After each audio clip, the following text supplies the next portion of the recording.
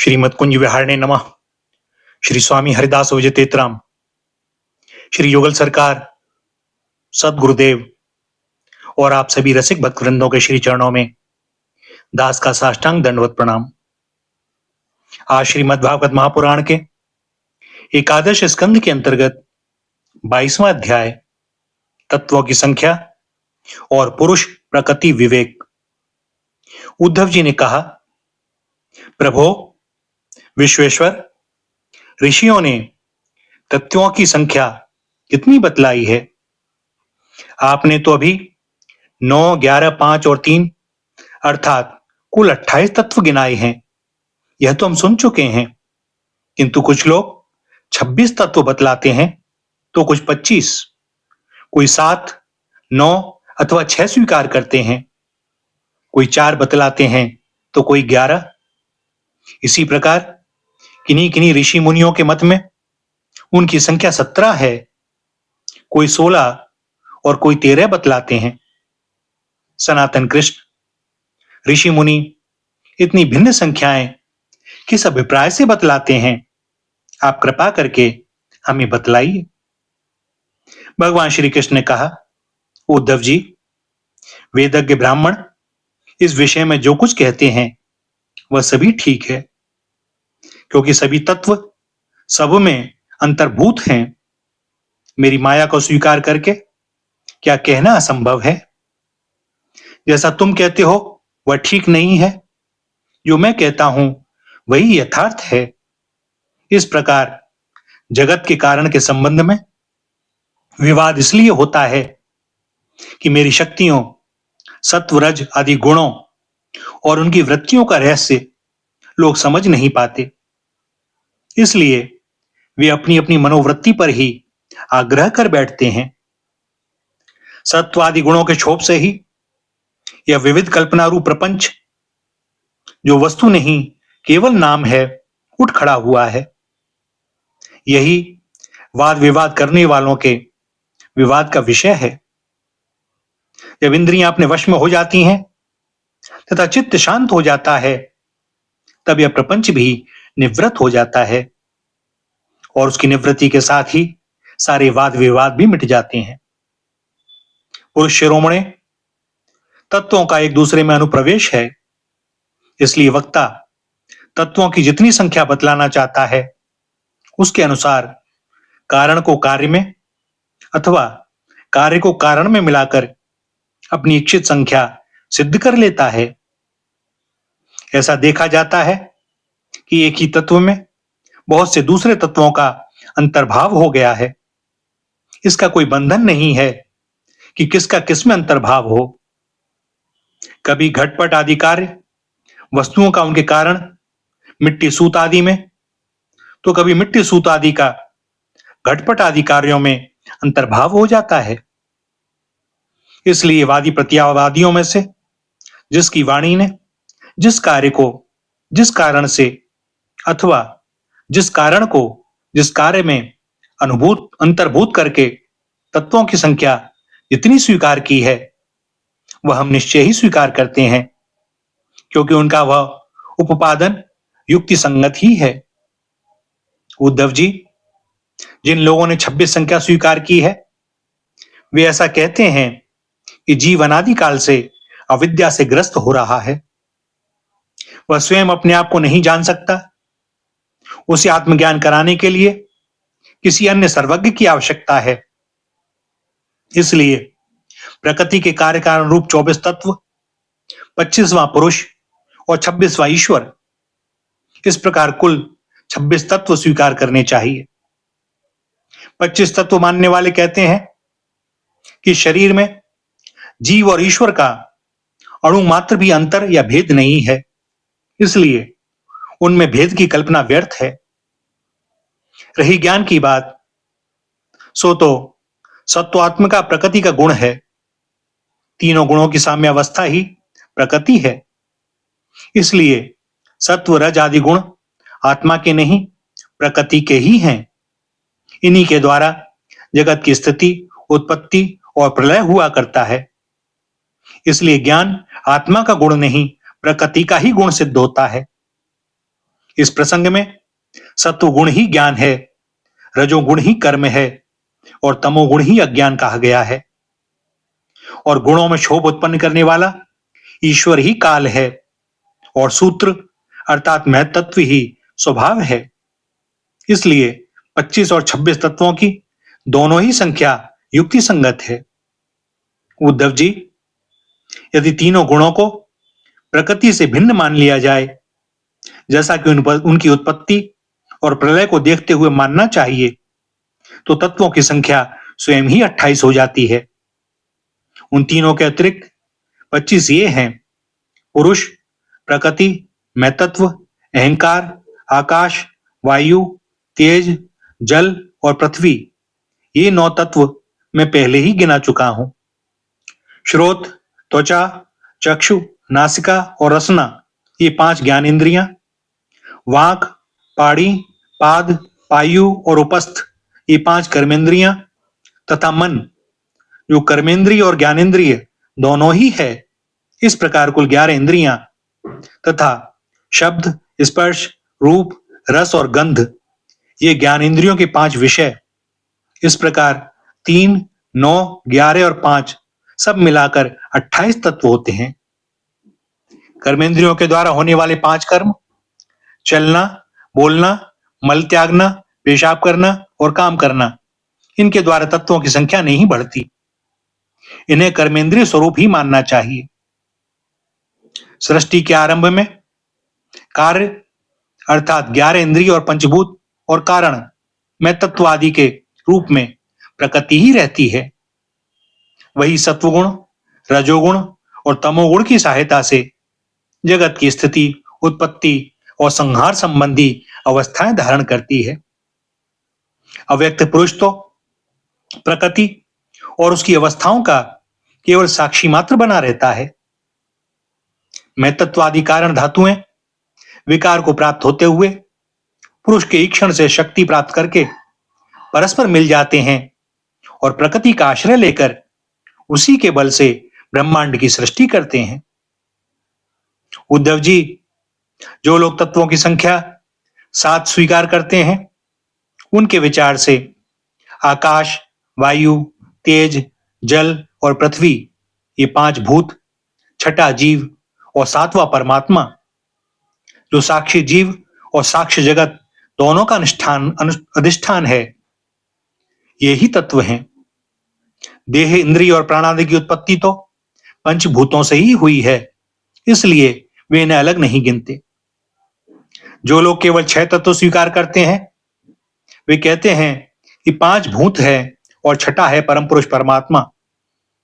वह परमात्मा अपने बनाए हुए पंचभूतों से युक्त होकर देह आदि की सृष्टि करता है और उनमें जीव रूप से प्रवेश करता है।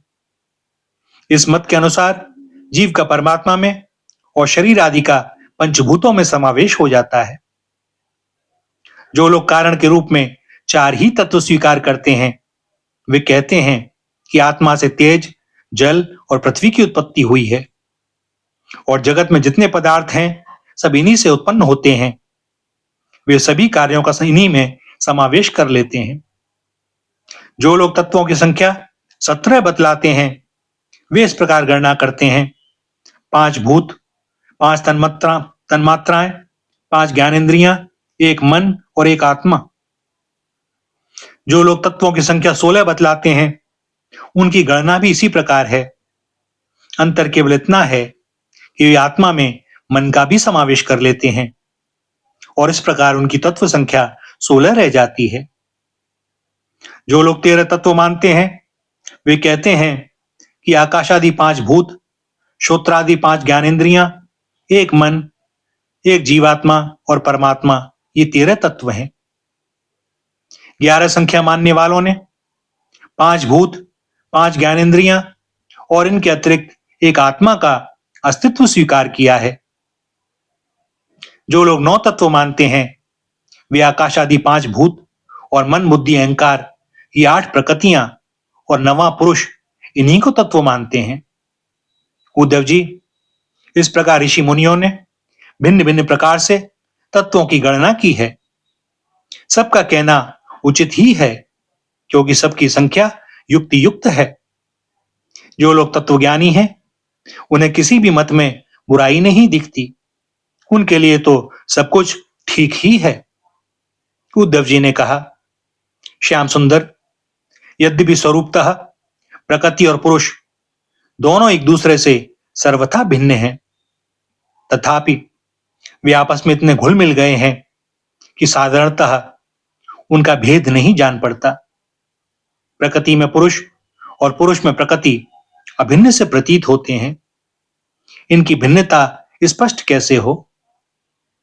कमल नयन श्री कृष्ण, मेरे हृदय में इनकी भिन्नता और अभिन्नता को लेकर बहुत बड़ा संदेह है।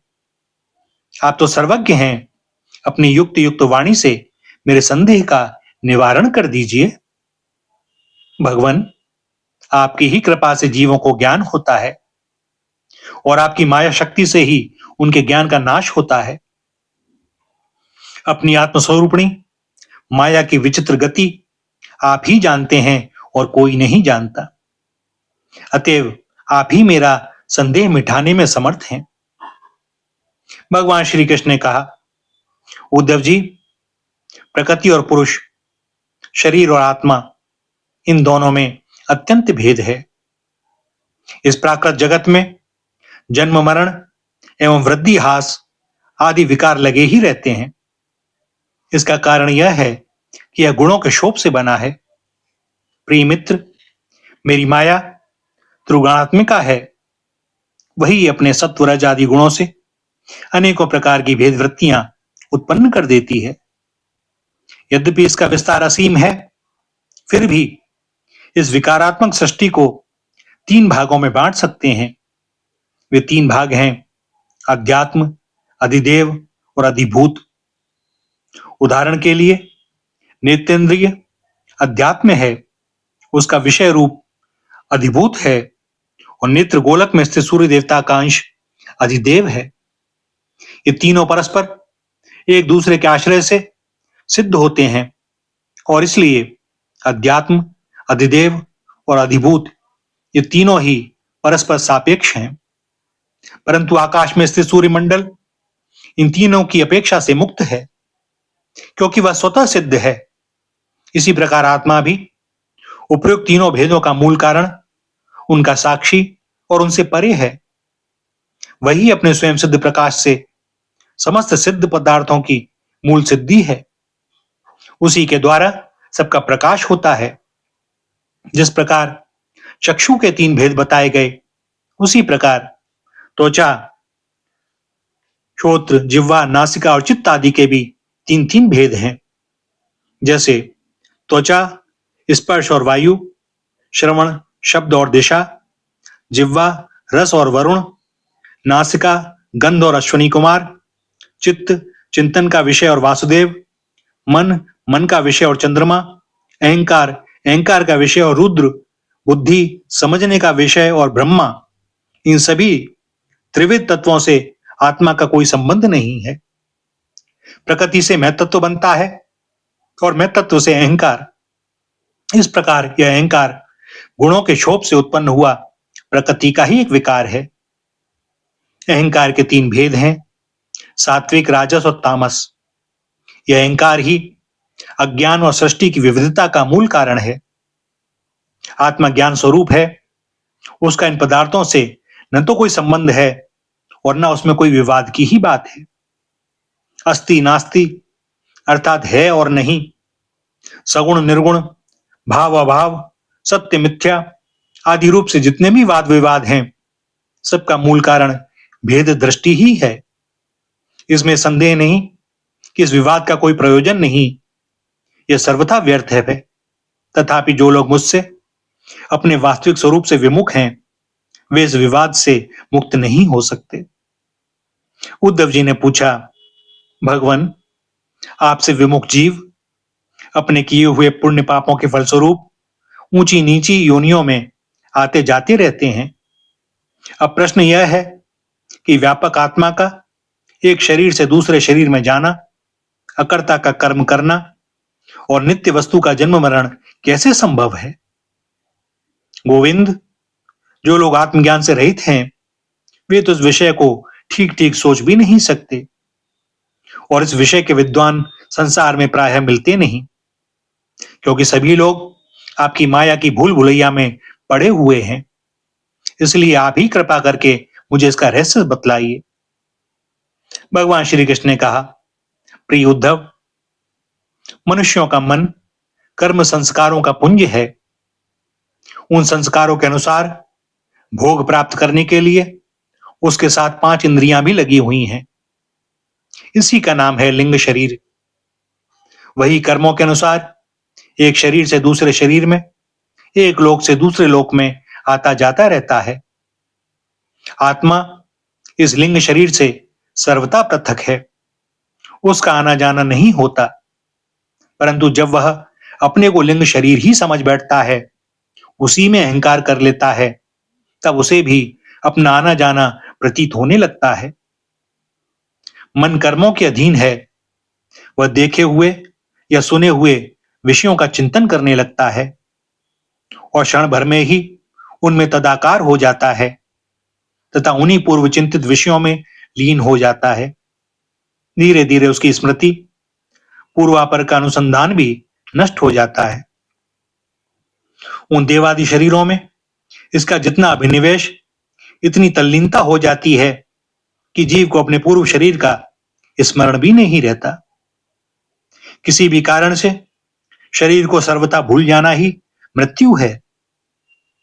उदार उद्धव, जब यह जीव किसी भी शरीर को अभेद भाव से मैं के रूप में स्वीकार कर लेता है, तब उसे ही जन्म कहते हैं। ठीक वैसे ही जैसे स्वप्नकालीन और मनोरथकालीन शरीर में अभिमान करना ही स्वप्न और मनोरथ कहा जाता है। यह वर्तमान देह में स्थित जीव जैसे पूर्व देह का स्मरण नहीं करता, वैसे ही स्वप्न या मनोरथ में स्थित जीव भी पहले के स्वप्न और मनोरथ को स्मरण नहीं करता। प्रत्युत उस वर्तमान स्वप्न और मनोरथ में पूर्व सिद्ध होने पर भी अपने को नवीन सा ही समझता है। इंद्रियों के आश्रय मन या शरीर की सृष्टि से आत्म वस्तु में यह उत्तम, मध्यम और अधम की त्रिविधता भासती है। उनमें अभिमान करने से ही आत्मा वाह और आभ्यंतर भेदों का हेतु मालूम पड़ने लगता है। जैसे दुष्ट पुत्र को उत्पन्न करने वाला पिता पुत्र के शत्रु मित्र आदि के लिए भेद का हेतु हो जाता है। प्यारे उद्धव, काल की गति सूक्ष्म है, उसे साधारणतः देखा नहीं जा सकता। उसके द्वारा प्रतिक्षण ही शरीरों की उत्पत्ति और नाश होते रहते हैं। सूक्ष्म होने के कारण ही प्रतिक्षण होने वाले जन्म मरण नहीं दिखाई पड़ते। जैसे काल के प्रभाव से दिए की लौ, नदियों के प्रवाह अथवा वृक्ष के फलों की विशेष विशेष अवस्थाएं बदलती रहती हैं, वैसे ही समस्त प्राणियों के शरीरों की आयु, अवस्था आदि भी बदलती रहती है। जैसे यह उन्हीं ज्योतियों का वही दीपक है, प्रवाह का यह वही जल है, ऐसा समझना और कहना मिथ्या है। वैसे ही विषय चिंतन में व्यर्थ आयु बिताने वाले अविवेकी पुरुषों का ऐसा कहना और समझना, यह वही पुरुष है, सर्वथा मिथ्या है। यद्यपि वह भ्रांत पुरुष भी अपने कर्मों के बीज द्वारा न पैदा होता है और न तो मरता ही है, वह भी अजन्मा और अमर ही है। फिर भी भ्रांति से वह उत्पन्न होता है और मरता सा भी है। जैसे कि काष्ठ से युक्त अग्नि पैदा होता और नष्ट होता दिखाई पड़ता है। उद्धव जी, गर्भाधान, गर्भवृद्धि, जन्म, बाल्यावस्था, कुमारावस्था, जवानी, अधेड़ अवस्था, बुढ़ापा और मृत्यु, यो 9 अवस्थाएं शरीर की ही हैं। यह शरीर जीव से भिन्न है और ये ऊंची नीची अवस्थाएं उसके मनोरथ के अनुसार ही हैं, परंतु अज्ञानवश गुणों के संग से इन्हें अपनी मानकर भटकने लगता है और कभी कभी विवेक हो जाने पर इन्हें छोड़ भी देता है। पिता को पुत्र के जन्म से और पुत्र को पिता की मृत्यु से अपने अपने जन्म मरण का अनुमान कर लेना चाहिए। जन्म मृत्यु से युक्त देहों का दृष्टा जन्म और मृत्यु से युक्त शरीर नहीं है। जैसे जौ, गेहूं आदि की फसल बोने पर उग आती है और पक जाने पर काट दी जाती है, किंतु जो पुरुष उनके उगने और काटने का जानने वाला साक्षी है, वह उनसे सर्वथा पृथक है। वैसे ही जो शरीर और उसकी अवस्थाओं का साक्षी है, वह शरीर से सर्वथा पृथक है। अज्ञानी पुरुष इस प्रकार प्रकृति और शरीर से आत्मा का विवेचन नहीं करते। वे उसे उनसे तत्वतः अलग अनुभव नहीं करते और विषय भोग में सच्चा सुख मानने लगते हैं तथा उसी में मोहित हो जाते हैं। इसी से उन्हें जन्म मृत्यु रूप संसार में भटकना पड़ता है। जब अविवेकी जीव अपने कर्मों के अनुसार जन्म मृत्यु के चक्र में भटकने लगता है, तब सात्विक कर्मों की आसक्ति से वह ऋषि लोक और देवलोक में, राजसिक कर्मों की आसक्ति से मनुष्य और असुर योनियों में तथा तामसी कर्मों की आसक्ति से भूत प्रेत एवं पशु पक्षी आदि योनियों में जाता है। जब मनुष्य किसी को नाचते गाते देखता है, तब वह स्वयं भी उसका अनुकरण करने, कान तोड़ने लगता है। वैसे ही जब जीव बुद्धि के गुणों को देखता है, तब स्वयं निष्क्रिय होने पर भी उसका अनुकरण करने के लिए बाध्य हो जाता है। जैसे नदी तालाब आदि के जल के हिलने या चंचल होने पर उसमें प्रतिबिंबित तट के वृक्ष भी उसके साथ हिलते डुलते हुए से जान पड़ते हैं। जैसे घुमाए जाने वाले नेत्र के साथ साथ पृथ्वी भी घूमती हुई सी दिखाई देती है। जैसे मन के द्वारा सोचे गए तथा स्वप्न में देखे गए भोग पदार्थ सर्वथा अलीखी होते हैं, वैसे ही हे दाशार्ग, आत्मा का विषयानुभव रूप संसार भी सर्वथा असत्य है।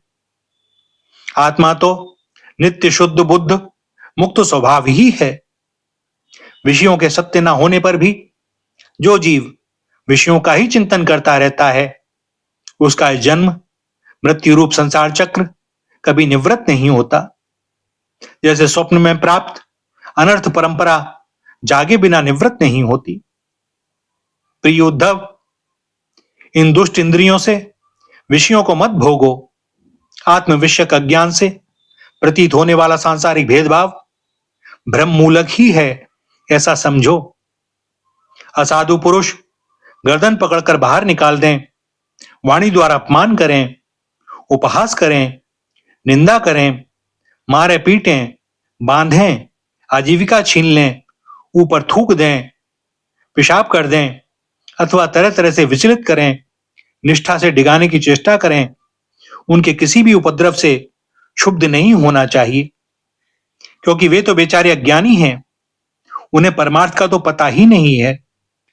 अतः जो अपने कल्याण का इच्छुक है, उसे सभी कठिनाइयों से अपनी विवेक बुद्धि के द्वारा ही, किसी वाह्य साधन से नहीं, अपने को बचा लेना चाहिए। वस्तुतः आत्मदृष्टि ही समस्त विपत्तियों से बचने का एकमात्र साधन है। उद्धव जी ने कहा, भगवान, आप समस्त वक्ताओं के शिरोमणि हैं। मैं इस दुर्जनों से किए गए तिरस्कार को अपने मन में अत्यंत असहज समझता हूं। अतः जैसे मैं इसको समझ सकूं, आपका उपदेश जीवन में धारण कर सकूं, वैसे हमें बतलाइए। विश्वात्मन, जो आपके भागवत धर्म के आचरण में प्रेम पूर्वक संलग्न हैं, जिन्होंने आपके श्री चरण कमलों का ही आश्रय ले लिया है, उन शांत पुरुषों के अतिरिक्त बड़े बड़े विद्वानों के लिए भी दुष्टों के द्वारा किया हुआ तिरस्कार सह लेना अत्यंत कठिन है, क्योंकि प्रकृति अत्यंत बलवती है। भैया, यहां पर एकादश स्कंद के 22वें अध्याय का समापन होता है और दास को अनुमति दें आज के लिए वाणी को विराम देने की। आगे श्री हरि की जैसी जो इच्छा। श्री राधा, श्री राधा, श्री राधा।